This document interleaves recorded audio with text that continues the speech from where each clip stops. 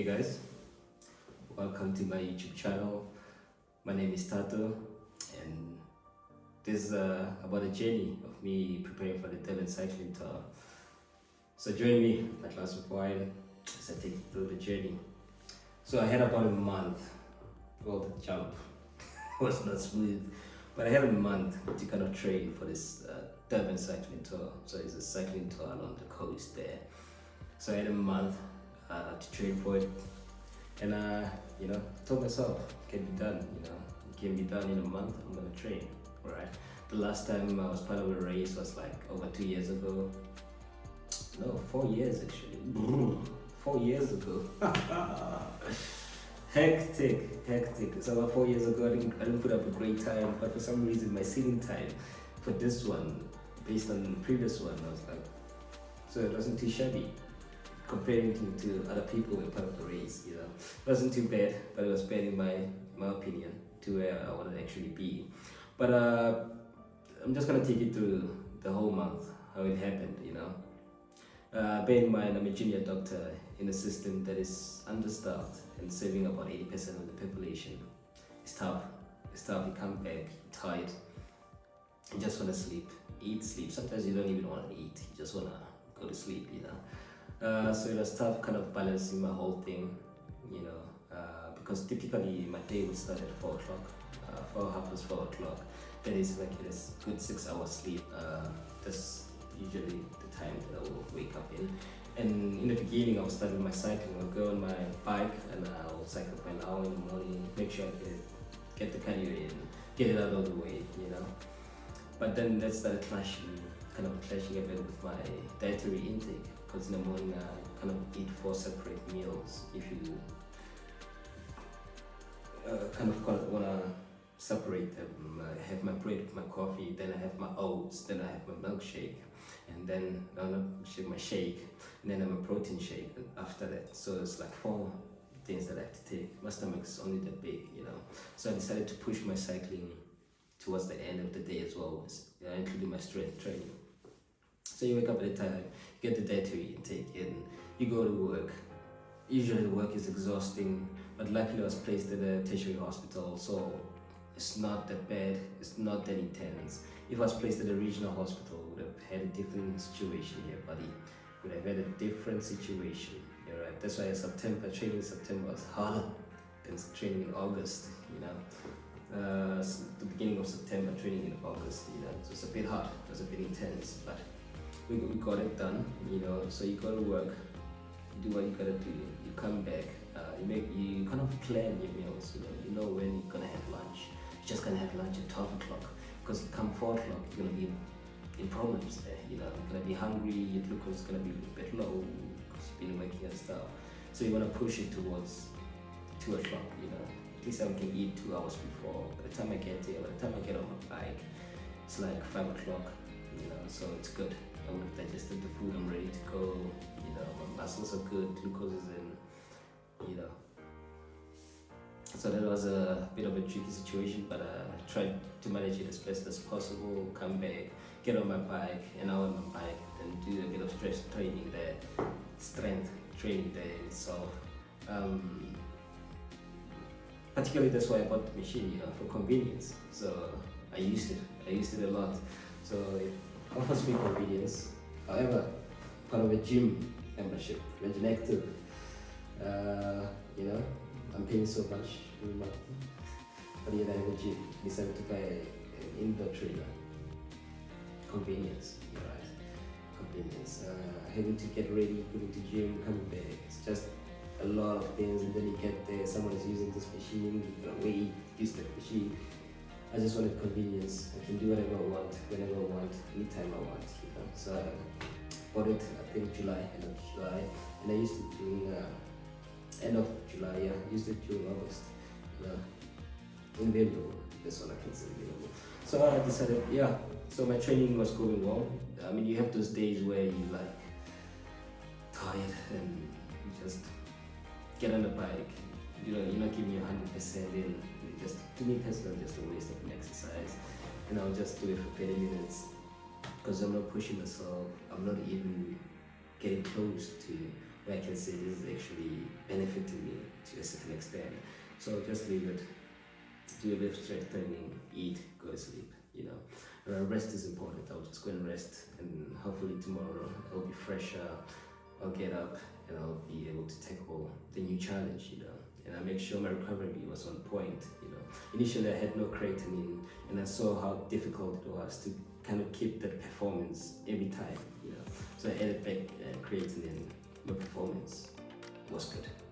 It was good, you know. And with recovery, I made sure I had a massager just to release the tension, so my muscles don't get too stiff. That was good as well. It helped me a lot. In my diet, I tried to control it as much as possible, try to put everything around me in order to fit in my diet and try to, you know, but again, it's hard. You know, that's why they say fitness doesn't end at the gym, doesn't end at the training room. It goes above and beyond. You gotta think about what you're gonna eat, when you're gonna eat it, and all those things. So it's a bit challenging. And I get why people usually don't go into fitness and all those things. It's a challenging thing. Personally, I love cycling. Cycling saved during the tough days of university. So I love it. Yeah, so in a nutshell, this is how my training kind of went. Nothing really much, just that you have days where you hit the wall.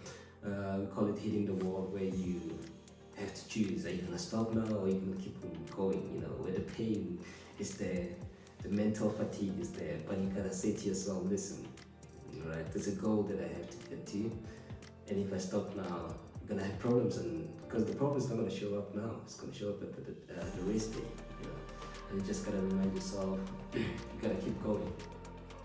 So the training was not too bad. Could have pushed harder, yeah, sure.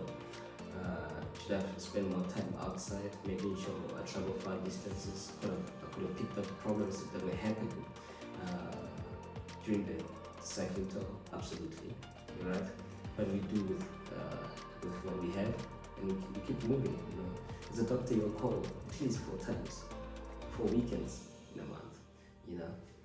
So it's a bit tough, sometimes 3 weekends in a month, you know, so it's a bit tough to kind of manage everything, especially during the weekend, because that's when you can kind of go long distance and stuff.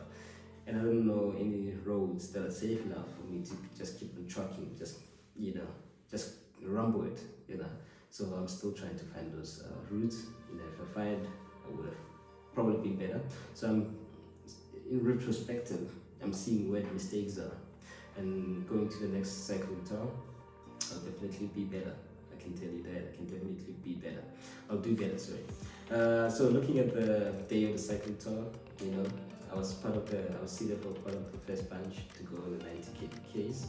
So I was happy with that. So my time previously wasn't that bad. It was bad, but not that bad, you know. So I get there.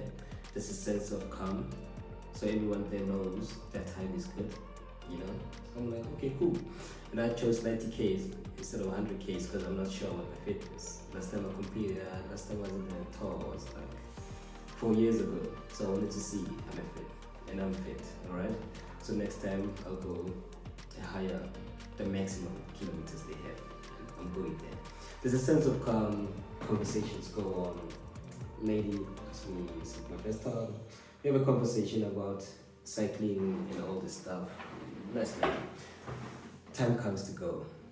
Dial in my watch. Right, I'm roaring, I'm ready to go. I'm calm, I'm not nervous compared to my first cycling challenge where I was a bit nervous. Go, 5, 4, 3, 2, 1, let's go, boom. Everyone paces out. The front row, as part of the front row, paces out.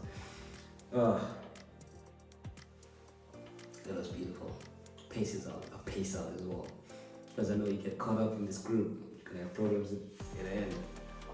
I pace out, there's a higher chance of falling all the rigmarole. I pace out, and this group is pacing. So I thought, okay, cool. The first 5K is gonna pace, you know, just to get away from the big group. Nah, they're just pacing. I was like, So I'm pacing with them. Another group from the big group pacing faster, goes past us. Should have stayed with the initial group in hindsight, because that was my pace. All right, I could handle that pace all the way. Nah, I joined the faster group. Right, they're hammering it. They're hammering it. I joined them. I'm going. Heavy gear, big gear, high cadence. That was not part of my training. My training was big gear, low cadence. And this way you start seeing training where I should have trained better this way. So we go 20 k's and I see it's pretty unsustainable. My legs are gonna burn out. Lactic acid is gonna form here. My glucose stores are gonna get depleted quickly, and I don't think I have enough energy on board to replenish them. And even if you do, it's not gonna be the same, So I fall back, I join the previous group, and then we keep going, right? The mountains come, previous groups start disintegrating, the mountains start just destroying people. I love mountains. I don't know why. It's the mental aspect of mountains. I just love when your legs are just saying, listen dude, I can't do it. And you have to just dig deep. Just go deep inside and just whatever motivates you, whatever inspires you, just have to put it out and just keep going. I love mountains. I don't know. It's just me. I just always loved mountains. That's why Giro d'Italia, what Chris Broome did there was spectacular to take all those mountains. They used to call him, not we, they used to call him the washing machine, because the way he just, the cadence of those mountains were just, But anyway, people fall off and stuff like that, and then our first group start catching up with the 106 people, right? Because there's no signs that say, listen, the 90K is gonna 10 here. So we go with them all the way, where they are 10, we 10 with them, we come back. I don't think anything of that. No one thinks anything like that. It's like, okay, cool, this is the road I've chosen, alright, cool. On our way back, the barriers go up. That was where the 90 people were supposed to 10. We realized the barrier with the group of people that I was in. I was like, why are they putting up barriers? Alright. I don't know. We keep going, right? And it turned out that's where we're supposed to 10, but we were way too fast, and we caught up with the group ahead of us. Cool. We go. I start having issues. My crotch area started paining, right? Because my handlebars, I've dialed it in, so I know where my fitness, my positioning of the arms and stuff like that. That kind of to limit the pain in the arm and stuff, and trying to limit the carpal tunnel kind of syndrome happening there. It's very painful there. My kind of my what is it? Clipless, my clits, whatever you call it. My pedals were dialed in as well. I know at what degree my feet rotates during, when I cycle, so I was able to dial that in. But the mistake that I made is not dialing in my saddle. That's the mistake I made, and I paid for it. It hurts. It was bad. Bad pain. And then I tried to stand up most of the time on the bike. However, I started cramping, so that was a big problem. So I had to spend most of the time seated. Right, up mountain I'm sitting, down I'm sitting. So that small pressure, I started to stand up, cramping. It's a lot of things where it's just going bang, and the cramp hits. Had to kind of stop, make sure I'm right. The cramp was hurting, afterwards it's just not the same, but it kept on going. I'm thinking to myself, what did I go wrong, or where did I go wrong in my training, right? It means my electrolytes are not good, was my cardio not good, was my intake not good? Start thinking about a whole lot of things, but my fear was that I'm not gonna finish this race. That was my biggest fear, but luckily I pulled through.